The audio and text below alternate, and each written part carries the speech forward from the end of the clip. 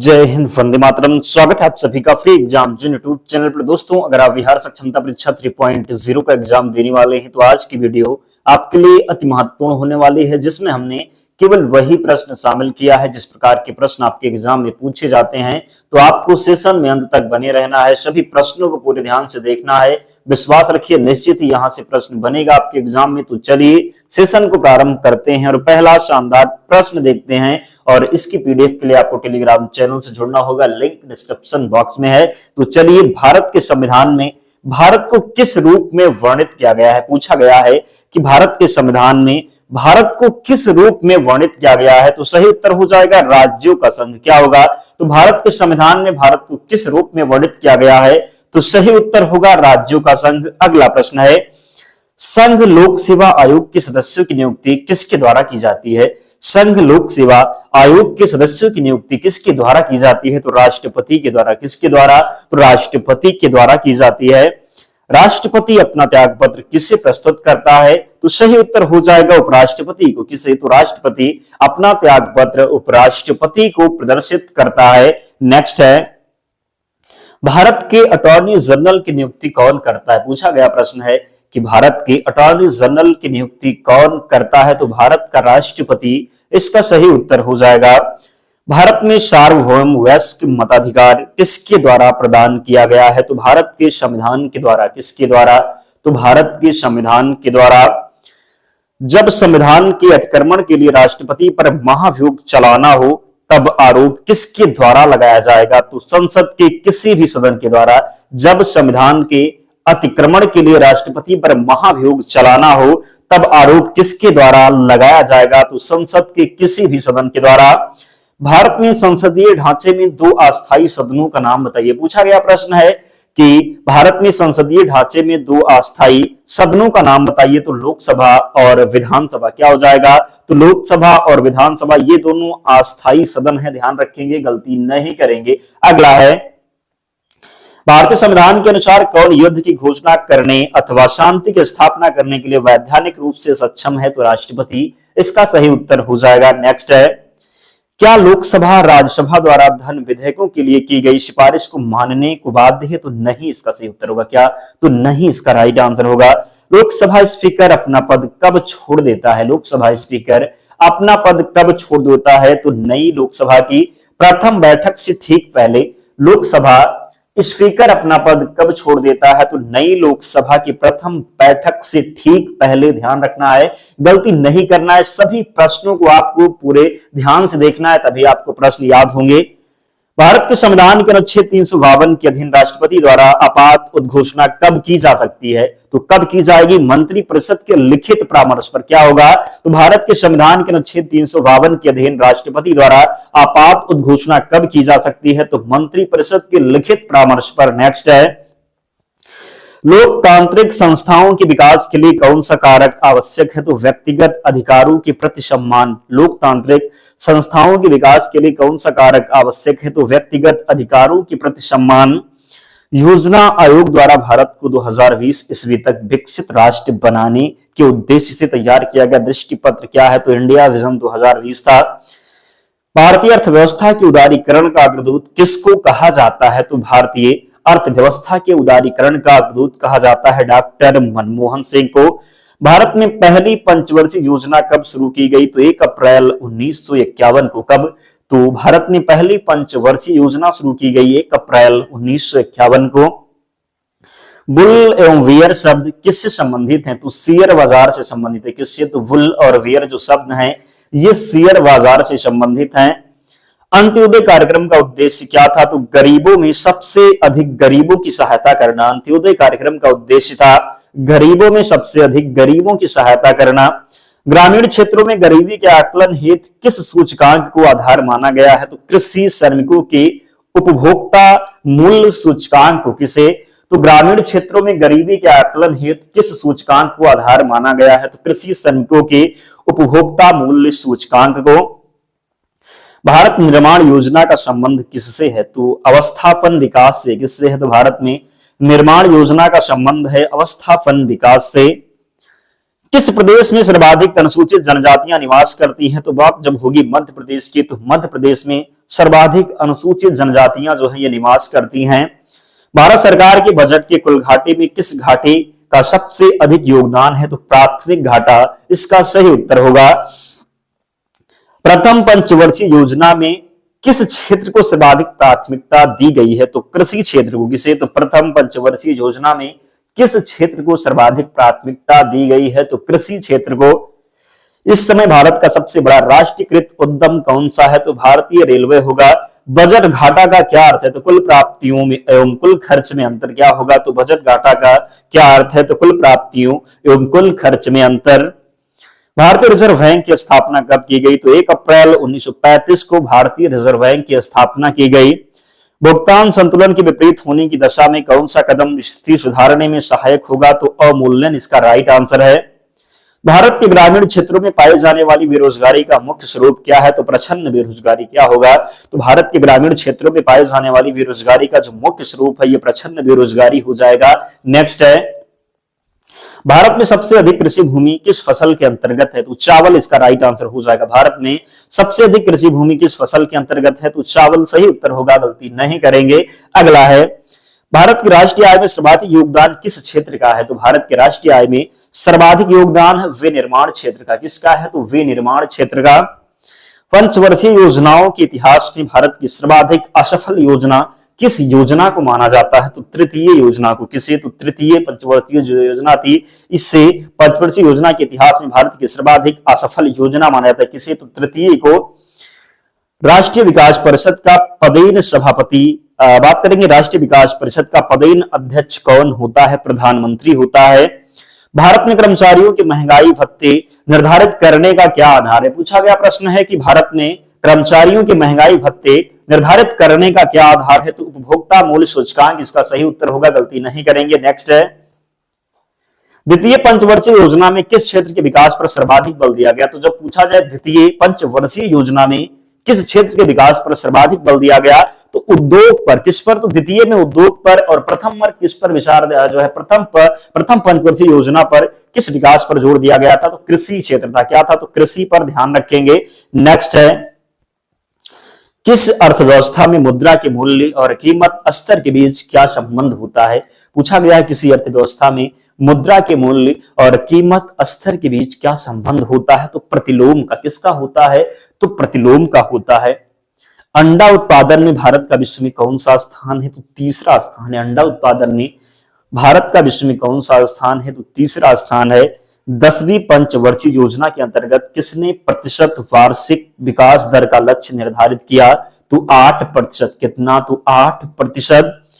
भारत में प्रच्छन्न बेरोजगारी सामान्यता दिखाई किस क्षेत्र में दिखाई देती है? पूछा गया है कि भारत में प्रच्छन्न बेरोजगारी सामान्यता किस क्षेत्र में दिखाई देती है? तो कृषि क्षेत्र में। किसमें? तो कृषि क्षेत्र में। किसने अपने पुत्र व पुत्री को बौद्ध धर्म के प्रचार एवं प्रसार हेतु श्रीलंका भेजा? तो अशोक ने। किसने? तो अशोक ने। कौटिल्य द्वारा रचित अर्थशास्त्र कितने अभिकरणों में विभाजित है? तो 15 अभिकरणों में विभाजित है। अशोक का अभिलेख भारत के अलावा किस अन्य स्थान पर भी पाया गया? तो अफगानिस्तान में। कहां पर? तो अफगानिस्तान में। किस शिलालेख में अशोक ने घोषणा की सभी मनुष्य हमारे बच्चे हैं? तो प्रथम शिलालेख में। किस स्थान से अशोक के शिलालेख के लिए पत्थर लिया जाता है? तो चुनार से। किस महीने में मौर्य का राजकोषीय वर्ष आरंभ होता है? तो आषाढ़ जुलाई में। किस जैन ग्रंथ में चंद्रगुप्त मौर्य के जैन धर्म अपनाने का उल्लेख मिलता है? प्रशिष्ट पर्व में। किसमें? तो प्रशिष्ट पर्व में। चंद्रगुप्त मौर्य का संघर्ष किस यूनानी शासक से हुआ? सेलुकस से हुआ था। चंद्रगुप्त मौर्य का संघर्ष किस यूनानी शासक से हुआ? तो सेलुकस से। किससे? तो सेलुकस से। एरियन ने चंद्रगुप्त मौर्य को क्या नाम दिया? तो सेंड्रोकोट्स हो जाएगा। किस ग्रंथ में चंद्रगुप्त मौर्य के लिए कुलहीन शब्द का प्रयोग हुआ है? मुद्रा राक्षस में। किस ग्रंथ में दक्षिण भारत के आक्रमणों का पता चलता है? तो तमिल ग्रंथ अहनानूर में। चंद्रगुप्त मौर्य का निधन कब हुआ? 297 ईसा पूर्व में। चाणक्य किस विश्वविद्यालय में शिक्षक थे? तक्षशिला विश्वविद्यालय में। चंद्रगुप्त के बाद किसने शासन प्राप्त किया? तो बिंदुसार ने। बिंदुसार के संप्रदाय का अनुयायी था। आजीवक संप्रदाय का अनुयायी था बिंदुसार। किसका था? तो आजीवक। बात करेंगे बिंदुसार के संप्रदाय का अनुयायी था, तो आजीवक संप्रदाय इसका सही उत्तर होगा। किस विद्वान ने बिंदुसार को 16 राज्यों का विजेता बताया? तो तारानाथ ने। अशोक मगध की गद्दी पर कब बैठा? 269 ईसा पूर्व में अशोक जो है मगध की गद्दी पर बैठा। अशोक की माता का क्या नाम था? अशोक की माता का नाम था शुभदांगरी। क्या था? शुभांगरी था अशोक की माता का नाम। भारत में शिलालेखों का प्रचलन सर्वप्रथम किसने किया? अशोक ने किया था। किसने? तो अशोक ने। किस स्रोत में पाटलिपुत्र के प्रशासन का वर्णन है? तो इंडिका में। किसमें? तो इंडिका में। अंग्रेजों ने 1760 ईस्वी में वांडीवास के युद्ध में किससे परास्त किया था? फ्रांसीसी को। जर्मनी की दीवार का निर्माण कब हुआ? तो जर्मनी की दीवार का निर्माण हुआ था 1961 में। किस वर्ष में सोवियत संघ रूस बना? 1991 में। ईस्ट तिमोर पर किस देश ने शासन किया? तो इंडोनेशिया ने। चीन में लाल क्रांति हुई थी 1949 में। बर्लिन की दीवार कब गिराई गई? तो 9 नवंबर 1985 को बर्लिन की जो दीवार है ये गिराई गई। ध्यान रखना है कब? तो 9 नवंबर 1985 को बर्लिन की दीवार गिराई गई। जापान के हिरोशिमा शहर पर परमाणु बम कब गिराया गया? तो 6 अगस्त 1945 को। कब? तो 6 अगस्त 1945 को जापान के हिरोशिमा शहर पर परमाणु बम गिराया गया था। कब? तो 6 अगस्त 1945 को। पुर्तगाली नाविक बार्थोलोम्यू ने उत्तमाशा अंतरीप की खोज कब की थी? तो 1486 में। पुर्तगालियों ने अपने पहले दुर्ग लली स्थापना को चीन में कब की थी? 1503 ईस्वी में। गुप्त शासकों द्वारा जारी किए गए चांदी के सिक्के क्या कहलाते थे? तो रूपक। क्या? तो रूपक इसका सही उत्तर होगा। गुप्त काल में औषधि शास्त्र का प्रमुख विद्वान कौन था? तो वाग्भट था। कौन? तो गुप्त काल में औषधि शास्त्र का प्रमुख विद्वान जो हो जाएगा ये वाग्भट होगा। किस शासक ने अपना नाम शिलादित्य रखा था? तो हर्षवर्धन ने। समुद्रगुप्त के काल का इतिहास जानने का सबसे महत्वपूर्ण साधन इलाहाबाद स्तंभ पर उत्कीर्ण उल्लेख। चंद्रगुप्त विक्रमादित्य के दरबार में नवरत्नों में सबसे अधिक प्रसिद्ध था? कालिदास प्रसिद्ध थे। किस काल में स्त्रियों की संख्या पुरुष के बराबर थी? किस काल में स्त्रियों की जो संख्या थी ये पुरुष के बराबर थी? तो सही उत्तर होगा गुप्त काल में। किसमें? तो गुप्त काल में। गुप्त काल में औषधि शास्त्र का प्रमुख विद्वान कौन था? तो वाग्भट था। गुप्तकालीन आर्थिक दशा की प्रमुख विशेषता क्या थी? उद्योग धंधों व कृषि को प्रोत्साहन। चंद्रगुप्त द्वितीय ने कब विक्रमादित्य की उपाधि धारण की थी? तो शकु का उन्मूलन करने के बाद।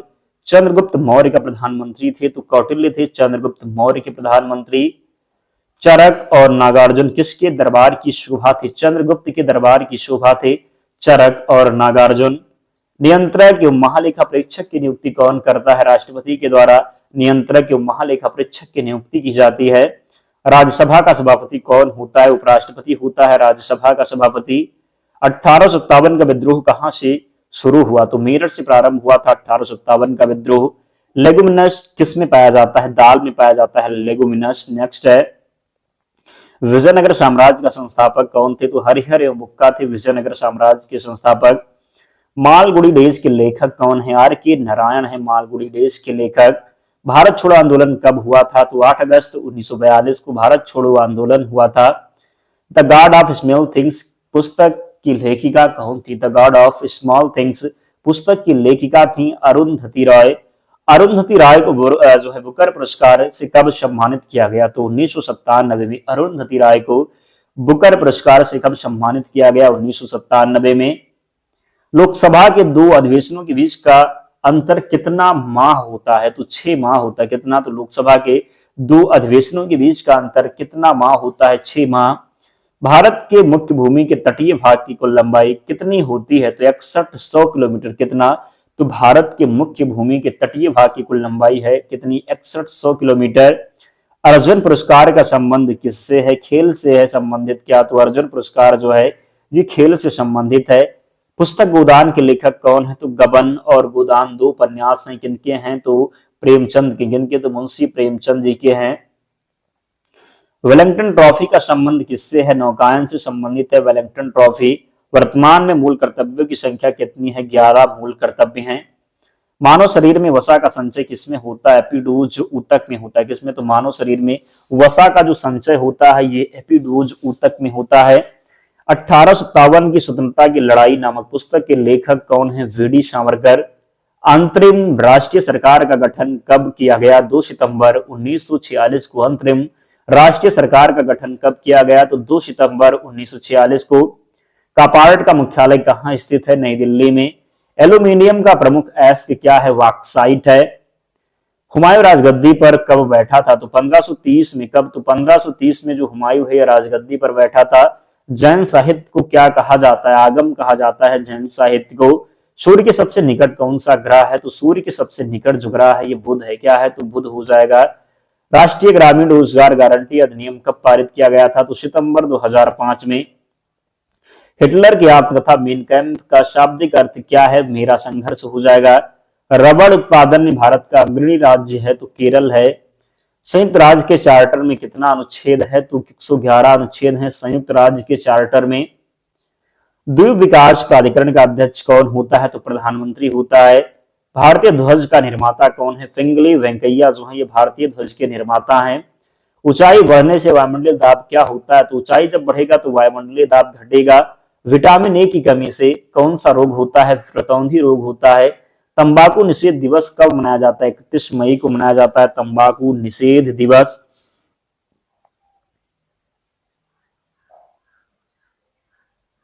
अगला प्रश्न है, विद्युत चुंबक किसका बना होता है? नरम लोहे का बना होता है। विद्युत चुंबक किसका बना होता है? तो नरम लोहे का बना होता है विद्युत चुंबक। महात्मा गांधी दक्षिण अफ्रीका से भारत वापस कब आए थे? तो 1915 में। विश्व कप क्रिकेट की शुरुआत कब हुई थी? 1975 में विश्व कप क्रिकेट की शुरुआत हुई थी। एक नॉटिकल मील कितना किलोमीटर के बराबर होता है? तो 1.852 किलोमीटर के बराबर होगा। लेंस की क्षमता किसमें मापा जाता है? डायोप्टर में मापा जाता है लेंस की क्षमता को। ऋग्वेद में सूक्तों की संख्या कितनी है? 1028 सूक्त है ऋग्वेद में। भगत सिंह, राजगुरु तथा सुखदेव को फांसी कब दी गई? 23 मार्च 1931 को। गुरुमुखी लिपि की शुरुआत किसने किया था? गुरु अंगद ने। कोपा अमेरिका का संबंध किससे है? फुटबॉल से है। कास्टिंग सोडा का रासायनिक नाम क्या है? सोडियम हाइड्रोक्साइड है कास्टिंग सोडा का रासायनिक नाम क्या है? तो सोडियम हाइड्रोक्साइड। अम्ल का स्वाद कैसा होता है? तो अम्ल का जो स्वाद होगा ये खट्टा होगा। नीली क्रांति का संबंध किससे है? तो मत्स्य उद्योग से है नीली क्रांति का संबंध।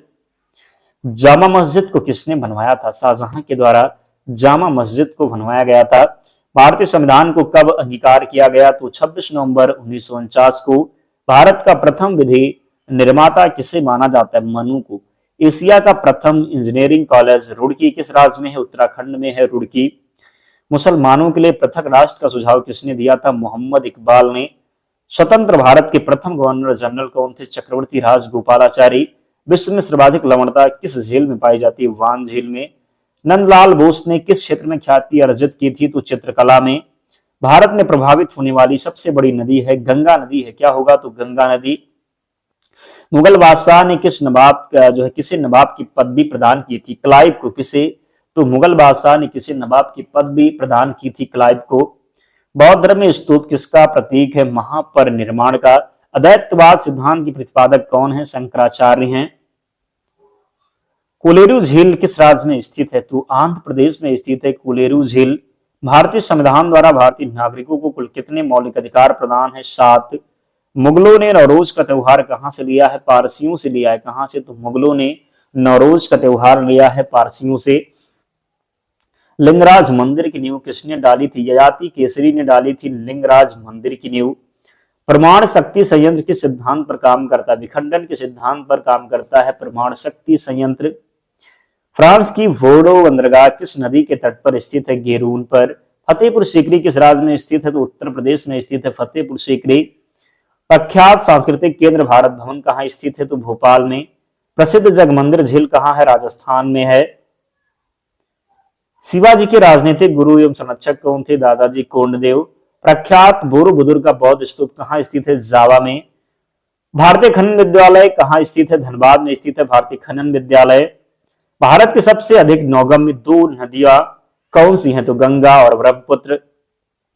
रेलवे बजट को सामान्य बजट से किस वर्ष अलग किया गया? तो 1924 में। पृथ्वी अपनी धुरी पर किस दिशा में घूमती है? पश्चिम से पूर्व में घूमती है। पृथ्वी का जलीय भाग और स्थलीय भाग कितना है? तो 71% और 29%। किस तिथि को अपसौर की स्थिति होती है? 4 जुलाई को। पृथ्वी का विषुवतीय व्यास कितना होता है? तो 12,756 किलोमीटर तथा इसका ध्रुवीय व्यास होगा 12,714 किलोमीटर।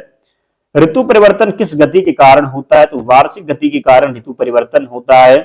पृथ्वी अपनी धुरी का चक्कर किस रफ्तार से और कितने समय में पूरा करती है? तो 1610 किलोमीटर प्रति घंटे की चाल से 23 घंटे 56 मिनट 4 सेकंड में। पृथ्वी किस गति से दिन और रात होता है? तो घूर्णन की गति से। पृथ्वी की किस गति से वर्ष बनते हैं? परिक्रमण की गति से। सूर्य की परिक्रमा करने में पृथ्वी को कितना समय लगता है? 365 दिन 5 घंटे 48 मिनट 46 सेकंड, यानी कह सकते हैं 365 दिन 6 घंटे। पृथ्वी दिवस कब मनाया जाता है? तो 22 अप्रैल को मनाते हैं पृथ्वी दिवस। प्रत्येक सौर वर्ष या फिर कैलेंडर वर्ष में कितना समय बढ़ जाता है? तो 6 घंटे बढ़ता है। आकार और बनावट की दृष्टि से पृथ्वी किस ग्रह के समान है? शुक्र के समान है। पृथ्वी को नीला ग्रह किस कारण से कहा जाता है? पानी की उपस्थिति के कारण। सूर्य के बाद पृथ्वी का सबसे निकट का तारा कौन सा है? तो प्रॉक्सिमा सेंचुरी है। पृथ्वी का एकमात्र उपग्रह कौन सा है? तो चंद्रमा जो है ये पृथ्वी का एकमात्र उपग्रह है। चंद्रमा की सतह और उसकी आंतरिक स्थिति का अध्ययन करने वाला विज्ञान क्या कहलाता है? सेलेनोलॉजी कहलाता है। चंद्रमा पर धूल के मैदान को क्या कहते हैं? शांति सागर। जीवाश्म ग्रह किसे कहा जाता है? चंद्रमा को। चंद्रमा किसकी रोशनी से चमकता है? सूर्य की रोशनी से चमकता है चंद्रमा। समुद्र में उठने वाले ज्वार भाटे की वजह क्या होता है? तो अपेक्षित सूर्य एवं चंद्रमा की शक्तियों का अनुपात होता है। चंद्रमा पर पाए जाने वाले चट्टानों में किस धातु की मात्रा सबसे अधिक है? टाइटेनियम की। पृथ्वी से चंद्रमा का कितना प्रतिशत भाग दिखाई देता है? 57%। चंद्रमा धरती की परिक्रमा घूर्णन कितने दिनों में करता है? तो 27 दिन 8 घंटे में। चंद्रमा का सबसे ऊंचा पर्वत कौन सा है? लिबर्टस पर्वत हो जाएगा। चंद्रमा पर सबसे पहले पहुंचने वाले अंतरिक्ष यात्री कौन थे? नील आर्मस्ट्रांग एवं सर एडविन एल्ड्रिन। चंद्रमा पर कब अंतरिक्ष यात्रियों ने पहुंचने में सफलता पाई? 21 जुलाई 1969 को। चंद्रमा पर पहली बार पहुंचने वाला अंतरिक्ष यात्री किस यान से गए थे? तो अपोलो 11 से गए थे। अभी आप में से बहुत से ऐसे दोस्त हैं जिन्होंने वीडियो को लाइक नहीं किया है। आप लोग नहीं सोचते कि बहुत मेहनत लगती है एक वीडियो बनाने में। आप लोग भी सपोर्ट किया करें ताकि हमारा भी मोटिवेशन बना रहे और हम आपके लिए काम कर सकें। तो निवेदन है कि जिन्होंने भी वीडियो को अब तक लाइक नहीं किया है, आप लोग जल्दी से वीडियो को लाइक कर दीजिए और चैनल को सब्सक्राइब करके ही आगे बढ़ें। और हम इसकी पीडीएफ आपको टेलीग्राम चैनल पर प्रोवाइड करवाएंगे। वहां पर आपको जुड़ना है, पीडीएफ आपको मिल जाएगी। अगर आपको लिंक से जाने में समस्या उत्पन्न हो रही है तो आप टेलीग्राम पर जाइए और वहां पर क्या सर्च करना है? तो फ्री एग्जाम जोन सर्च करना है। क्या सर्च करेंगे? तो फ्री एग्जाम जोन सर्च करेंगे, आपको चैनल मिल जाएगा, ज्वाइन हो जाना। वहां पर आपको सारी पीडीएफ मिल जाएगी। तो अगला प्रश्न देखते हैं, प्रकाश चक्र क्या है? वैसी काल्पनिक रेखा जो पृथ्वी के प्रकाशित और अप्रकाशित हिस्सों को बांटती है। सर्वप्रथम किसने कहा था कि पृथ्वी है? तो पाइथागोरस ने कहा था। किस कक्षा में पृथ्वी सूर्य की परिक्रमा करती है? उसे क्या कहते हैं? दीर्घवृत्तीय कहते हैं। क्या कहते हैं? तो दीर्घवृत्तीय कहते हैं। ध्यान रखना है, गलती नहीं करना है। अगला है, एप्साइड रेखा क्या है? तो उपसौरिक एवं अपसौरिक को मिलाने वाली काल्पनिक रेखा सूर्य के केंद्र से गुजरती है, इसे एप्साइड रेखा कहते हैं। उपसौरिक क्या है? तो 3 जनवरी को सूर्य और पृथ्वी के बीच की दूरी कम हो जाती है, जिसे उपसौरिक कहते हैं। अपसौरिक क्या है? तो जुलाई को पृथ्वी सूर्य से कुछ दूर चली जाती है, इसे अपसौरिक कहेंगे। अक्षांश क्या है? तो यह ग्लोब पर पश्चिम से पूर्व की ओर खींची गई काल्पनिक रेखा जिसे अंश में प्रदर्शित किया जाता है। किस रेखा को शून्य अंश की स्थिति माना जाता है? विषुवत रेखा को। देशांतर क्या है? तो यह ग्लोब पर उत्तर से दक्षिण की ओर खींचे जाने वाली काल्पनिक रेखा है। किसी स्थान का समय ज्ञात किन रेखाओं के आधार पर किया जाता है? देशांतर रेखा के आधार पर। 2 देशांतर रेखाओं के बीच की दूरी को क्या कहते हैं? गोरे कहते हैं। सूर्य ग्रहण क्या है? तो जब कभी दिन के समय सूर्य तथा पृथ्वी के बीच चंद्रमा आ जाता है तो सूर्य की चमकती सतह चंद्रमा की वजह से दिखाई नहीं पड़ती, इसे सूर्य ग्रहण कहते हैं। पूर्ण सूर्य ग्रहण किस दिन होता है? तो अमावस्या के दिन जो है पूर्ण सूर्य ग्रहण होता है। चंद्र ग्रहण क्या है? तो जब सूर्य और चंद्रमा के बीच में पृथ्वी आ जाए। क्या हो? जब सूर्य और चंद्रमा के बीच में पृथ्वी आ जाती है तो सूर्य की पूरी रोशनी चंद्रमा पर नहीं पड़ती, इसे चंद्र ग्रहण कहते हैं। पूर्ण चंद्र ग्रहण किस रात होता है? तो पूर्णिमा की रात को पूर्ण चंद्र ग्रहण होता है। कब? तो पूर्णिमा की रात को 21 मार्च से 23 सितंबर तक उत्तरी ध्रुव पर दिन की अवधि कितनी होगी? 6 महीने होगी। अंतरराष्ट्रीय तिथि रेखा क्या है? तो 180 डिग्री देशांतर को अंतरराष्ट्रीय तिथि रेखा कहते हैं। सौरमंडल का एकमात्र किस ग्रह जिस पर जीवन है पृथ्वी पर? इसरो के हेडक्वार्टर कहां है? बेंगलोर में है। कागज का आविष्कार किस देश में हुआ? चीन में हुआ कागज का आविष्कार। खट्टे फलों में कौन सा एसिड होता है? साइट्रिक एसिड होता है।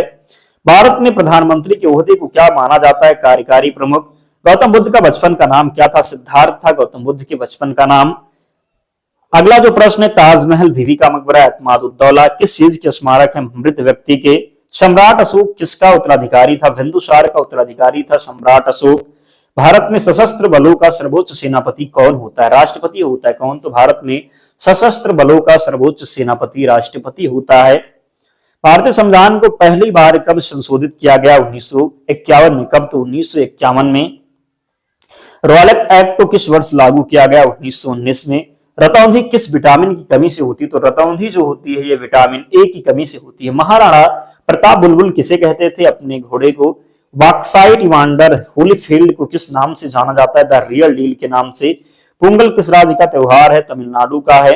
सिंधु घाटी सभ्यता का बंदरगाह कहां पर था? लोथल में था। जैन धर्म में महावीर को क्या माना जाता है? तो वास्तविक संस्थापक। गिद्दा और भांगड़ा किस राज्य के लोक नृत्य हैं? तो पंजाब के लोक नृत्य हैं। मगध के उत्थान के लिए कौन सा शासक उत्तरदायी है? बिंबिसार होगा। भारत में प्रोफेशनल टी20 क्रिकेट लीग को क्या कहते हैं? आईपीएल कहते हैं। टेलीविजन का आविष्कार किसने किया? जॉन लॉगी वेर्ड ने। संसद में कौन कौन से 2 हाउसेज हैं? लोकसभा और राज्यसभा। भारत का सबसे छोटा राज्य कौन सा है? तो गोवा है भारत का सबसे छोटा राज्य। भारत की पहली महिला शासिका कौन थी? रजिया सुल्तान। रामायण के लेखक कौन है? वाल्मीकि है रामायण के लेखक। भारत में ब्लू सिटी के नाम से किस शहर को जाना जाता है? जोधपुर को। भारत में कौन सी नोट इशू सिस्टम फॉलो की जाती है? Minimum reserve system.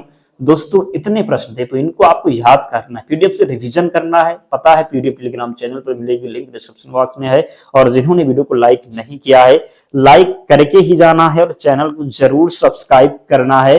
तो मिलते हैं नेक्स्ट वीडियो में, तब तक पढ़ते रहिए, ध्यान रखिए अपना, स्वस्थ और सुरक्षित रहिए। जय हिंद।